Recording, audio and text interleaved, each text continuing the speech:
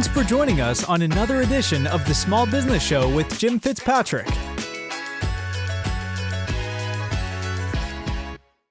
everyone, Jim Fitzpatrick. Thanks so much for joining me this morning. Leading a team isn't easy and can feel impossible at times. Today we're talking to Travis Dalrymple, who is the leadership coach, speaker, and author of the new book, How to Suck as a Leader. I got to read this book. The top 15 mistakes leaders make and how to fix them. Thank you so much, Travis, for joining us on the show today. Yeah, absolutely. I'm happy to be here. Thanks for having me. Sure. So let's start with the title. It's kind of bold. What made you decide to take this approach and write the book?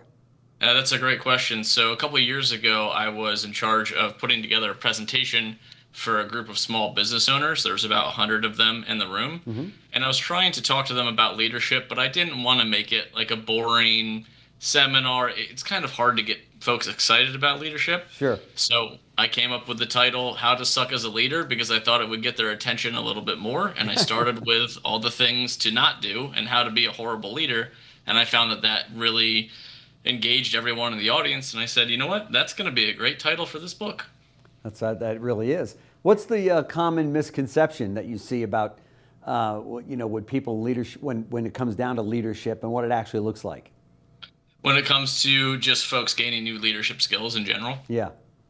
I really think that most people think that it's not very approachable or like it's some gigantic project, when it's more so about the habits that you have as a leader, a manager, an owner, whatever your title may be, and making small changes on a daily basis, as opposed to, I'm going to go to one seminar and my whole life's going to change. Right. It's not really how it works, in my opinion. No, it doesn't. It'd be like, as one person said to me, it's like going to an NFL game and saying, well, I sat through this for 3.5 hours. Now I can go be a quarterback for an NFL game.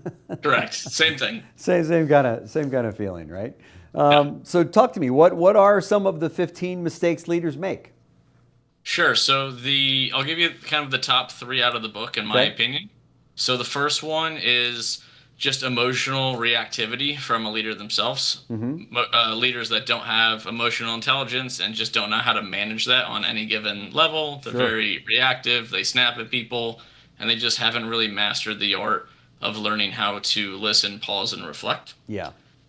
Definitely number 1 on the list for a lot of people across the world. Oh, yeah. And that also leads to number 2, which is the ability to actively listen. A lot of leaders, owners, managers, they're more so just waiting for their turn to speak instead of really hearing what their team has to say. That's right. And taking that in, reflecting, and then coming up with a very productive and positive response. So those are certainly the 2 biggest ones that I see across the board. Yeah, for sure. Do you think leaders go into meetings thinking, this is my plan, nobody's going to change it, so while people are talking, I'm just discounting it and saying, just let's get through this until I can talk again?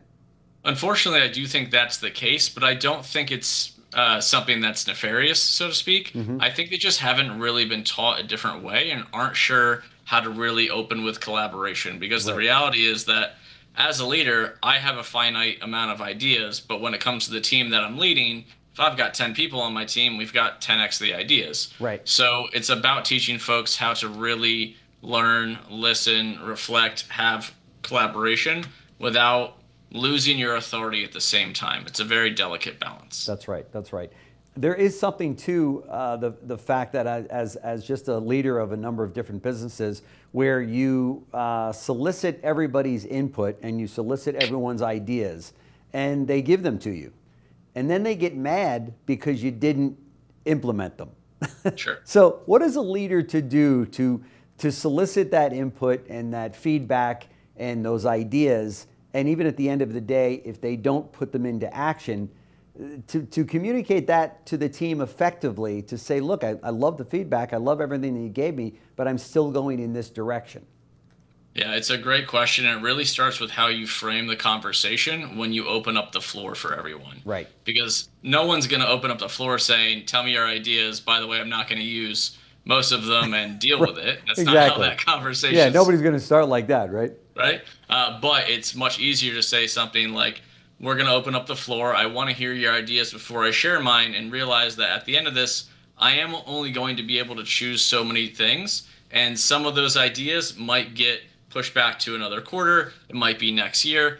We'll talk about that later. But once you set that frame, now everyone has the expectation that obviously we can't do what everybody wants to do. We can't do every single person's idea. So it's really all about how you frame that collaboration at the start. That's right. You gave me the top two. What was the third one? The third one, I jump around a little bit on this, but based on the feedback I've seen from the book itself, I really think it's people ignoring their own health and thinking that their body and their mind are not connected. Okay, that's good. That's a good one.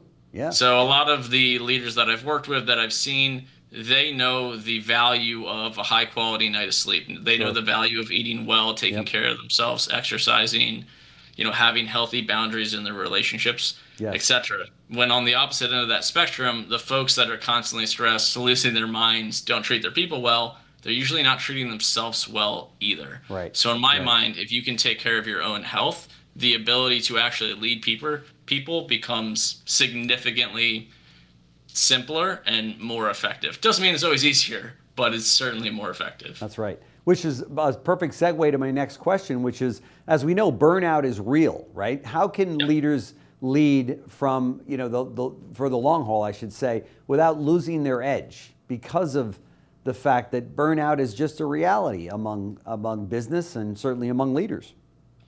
I think burnout really comes down to two things, and that's priorities and boundaries. So if you don't know how to set boundaries with yourself and your personal life or with your team and what you're working on, then yes, you most likely are going to burn out. And on top of that, if you're unsure of what your main priorities are and you try to work on everything instead of one thing, the same exact thing can happen. But if both of those things are occurring, then they certainly compound and make everything feel overwhelming at any given moment. So it's really a matter of focus, boundaries, and making sure you know exactly what your priorities actually are instead of what you want them to be. Sure. Obviously, the book is designed for leadership in companies and entrepreneurs that are out there starting and leading their businesses. What's the one piece of advice that you'd like to leave our viewers with today? Sure. It's probably the most quoted line from the book at the moment, and that is, what you're not changing, you're choosing. Yeah, good point. Very good point. And that point. comes everything from your personal life, your work life, your family life, friendships, anything under the sun. You have to realize even the things that you're not happy about in your life, those are still an active decision to include them or exclude them. Boy, so what you're not changing, you're choosing. I love it. No question about it. And what do you want the reader to leave with when they're finished with the book? I want them to leave with a full action plan of what they can actually do to become a better leader. So at the end of every chapter, there's some action items. There's even a free workbook within the book that has even more action items, because the problem that I'm trying to solve with this book and the whole leadership toolkit series that I'm working on is making leadership accessible and available to everyone instead of behind a paywall, a seminar, just for executives. I just don't think that's fair for the world. Okay.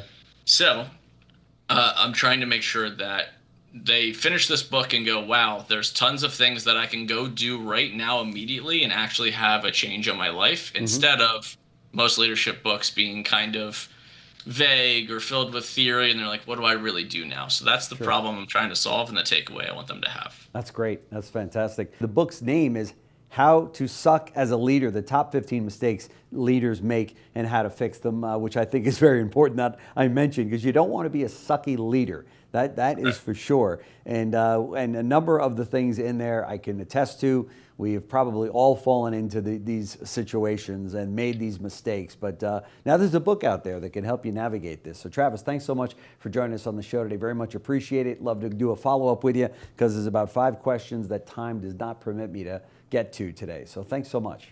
Yep, thank you for having me. I appreciate it. Absolutely. Thanks for watching another edition of the Small Business Show with Jim Fitzpatrick, exclusively on ASBN.com.